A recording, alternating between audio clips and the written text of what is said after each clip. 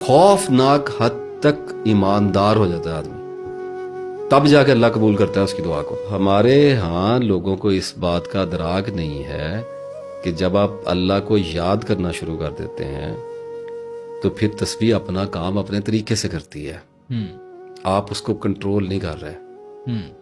जो भी उन अस्मा की, जो भी उन आयात की, दरूद पाक की जो भी एनर्जीज होती हैं वो फिर अपना काम शुरू कर देती हैं। आपके हालात और वाकयात में तब्दीलियां नहीं शुरू होती है। सबसे पहले यूफोरिया आता है, रैप्चर आता है, एक खुशी, एक इत्मीनान की कैफियत आती है आपकी जिंदगी में, और आदमी को लगता है कि आखिरकार उसके ठीक होने की कोई सबील पैदा हो गई।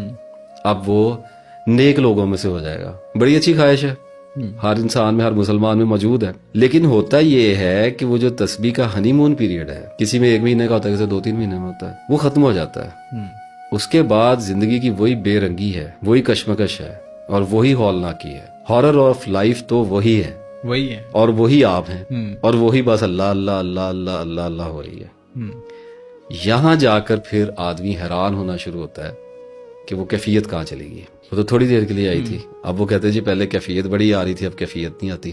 मैं तस्बीह करता हूँ, मेरा दिल नहीं करता करने को, मैं बात सब भूल जाता हूँ। अब मोटिवेशन का मसल डाउन हो रहा है सर, ऐसे ही शेयर नंबर ऑफ ट्रिगर्स जो कि आने ही आने हैं। आने कोई औरत आ जाएगी जिंदगी में, कोई पैसा आ जाएगा, कोई काम आ जाएगा, कोई बिजनेस का मामला फंस जाएगा, कोई जज्बाती बहरान किसी भी तरह का आपको वास्ता पड़ जाएगा। जिंदगी है, उसने तो अपनी चाल चलनी है। ऐसे ही अब आप लेके चल रहे थे तस्बीह किसी और कॉन्सेप्ट के साथ कि अभी 2-4 महीने में ही मैं ठीक हो जाऊंगा, औलिया कराम की सफ में शामिल हो जाऊंगा, लाइटर नोट।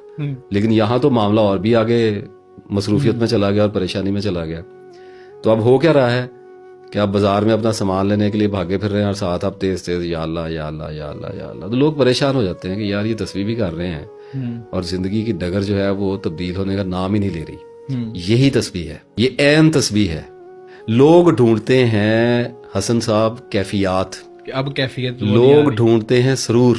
मैं क्रिटिसाइज नहीं कर रहा, मोस्ट ऑफ द पीपल जो मुझे मेरे से राब्ता जिन्होंने किया, दे सेड कि जी अब नमाज में वो पहले 2-4 साल बड़ा सरूर था, अब वो कैफियत नहीं मैं बड़ा रोया और बड़ा खुशू खुशू मुझे आया और तस्बीह में करता था या करती थी तो बड़ी कैफियत आती थी, मेरा दिल करता था मैं छोड़ू ही ना।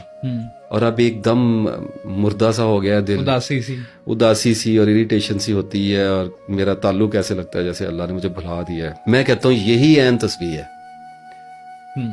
कैफियत का लालच तो लालच है।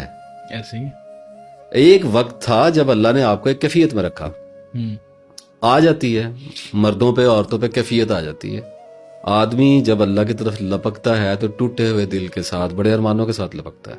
ऐसे अल्लाह भी उसकी तरफ लपकता है और उसके नतीजे में कैफियत पैदा होती है। लेकिन वो होती कुछ अरसे के लिए नहीं, उसकी एक वजह है।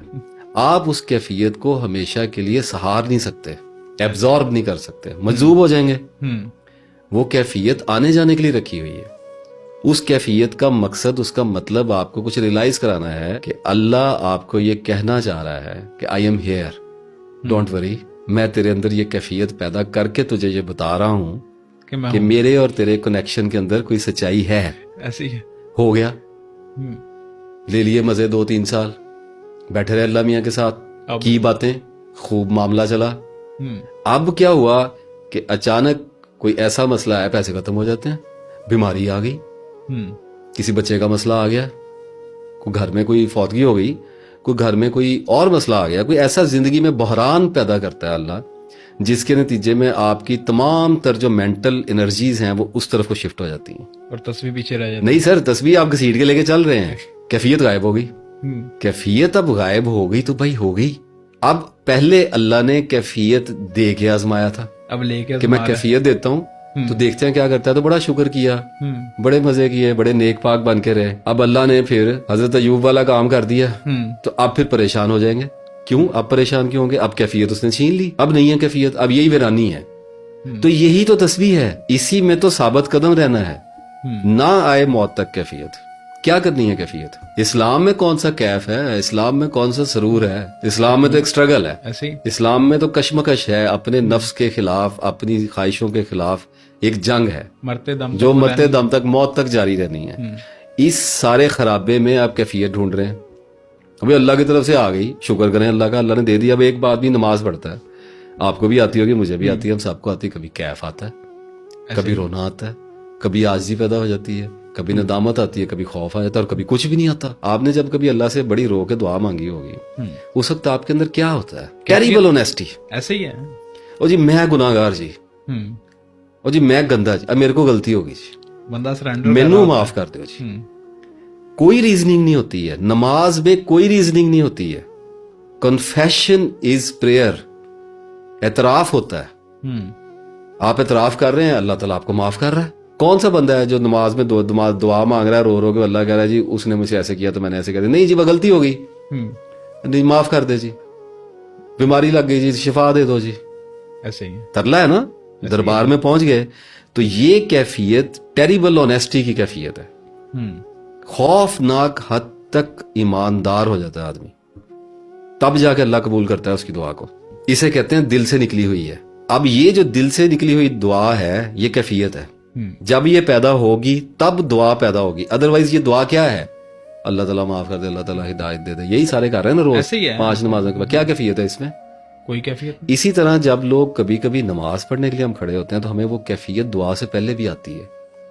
اللہ اکبر ایک اور ہچکی بن گئی.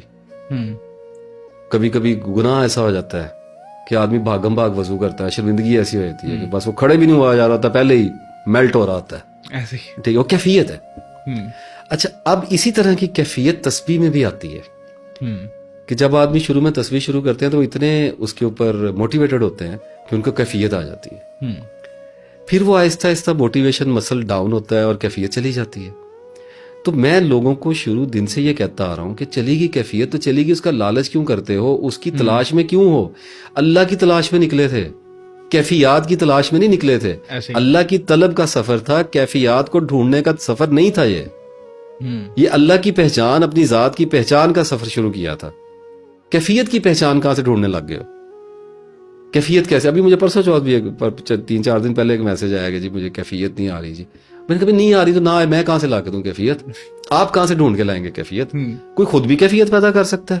بالکل بھی نہیں. اللہ کی طرف سے آئے گی, جب آ جائے گی تو ایک تو کیفیت کو ایک طرف رکھ دیں, نہیں آتی نہ آئے تو پڑھیں, اللہ کو یاد کریں,